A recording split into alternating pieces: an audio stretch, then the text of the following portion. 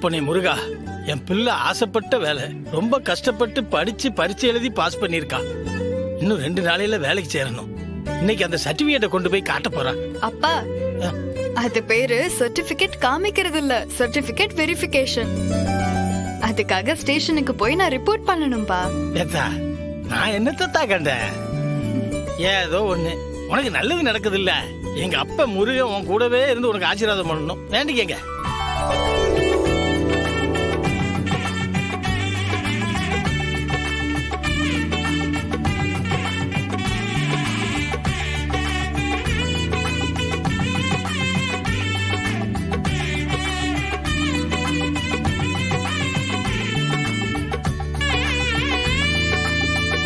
என் பிள்ளைக்கு நல்லபடியா இந்த வேலை அமையணும்.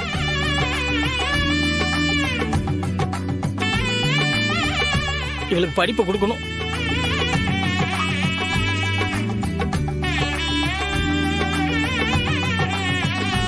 போமா அப்பனே முருகா, என் பிள்ளைகளுக்கு நல்ல வழி காட்டுப்பா. போமா. பாக்கியத்துக்கு சொன்னா புரியாது, உனக்கு புரியும்ல, அதான் உன்னை கூப்பிட்டேன். என்ன விஷயம்னு முதல்ல சொல்லு கிழவி.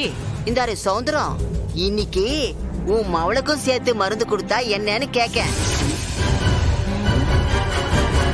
என்ன உளறுத? என் மகதான் உண்டாகலையே. அதுக்கு தாம்லே மருந்து கொடுக்கலாம்னு சொல்லுதே. மருந்து கொடுத்தா உன் பிள்ளைக்கு உடனே கரு பிடிச்சிடும். அவளுக்கு குழந்தையும் நல்லபடியா பிறக்கும்.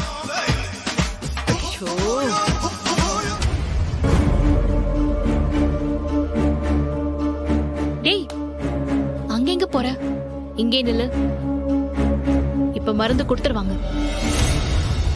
வேற கிழவி, விதையும் போட்டு உரமும் வச்சாதான் செடி முளைக்கும் இல்லையா?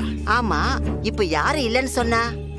இங்க என்ன நடக்குதுன்னு தெரியாம நீ பாட்டுக்கு எதையாவது பேசிக்கிட்டு இருக்காத. நீ எந்த வேலைக்கு வந்தியோ அந்த வேலையை மட்டும் பாரு. நான் என்ன காசுக்கா இந்த வைத்தியம் பாக்குறேன்?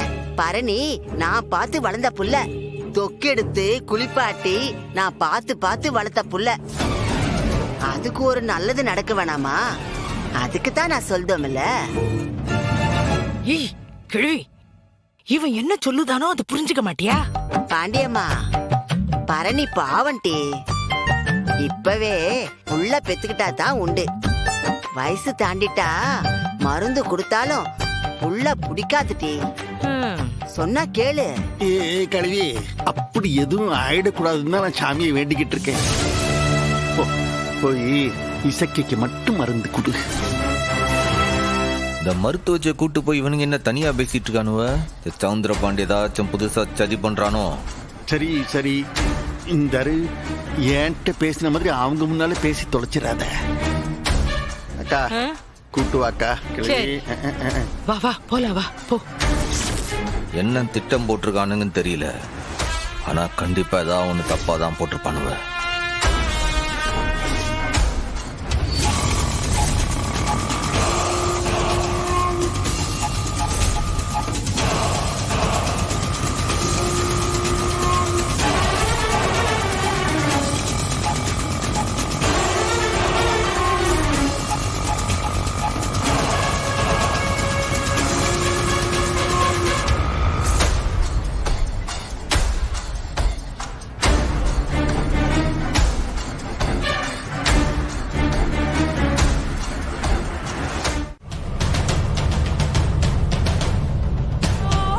சார், இப்போ அந்த பொண்ணு பஸ்ல ஏறின உடனே நாங்க பின்னாடியே ஏறணும், அப்படிதானே?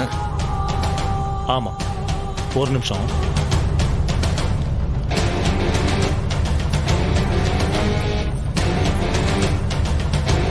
இந்தா, இதுதான் உன்னுடைய வெப்பன். நல்ல அடையாளம் பார்த்துக்கோ.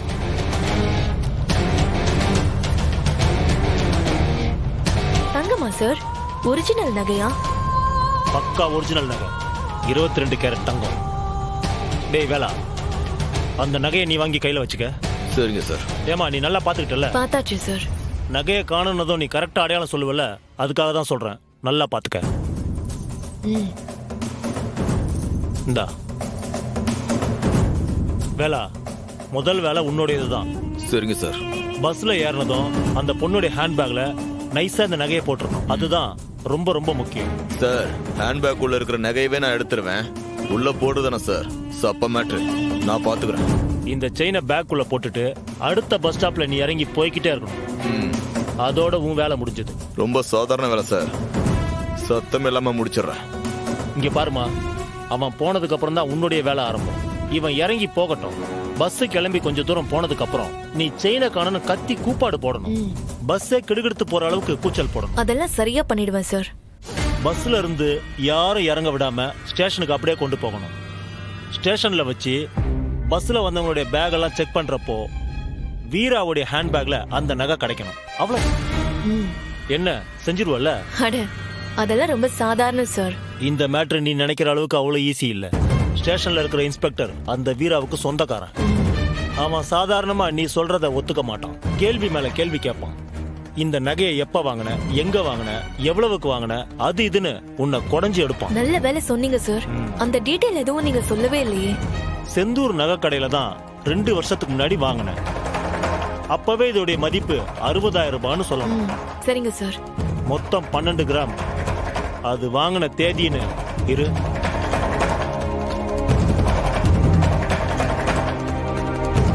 இந்த தேதியை தான் சொல்லணும்.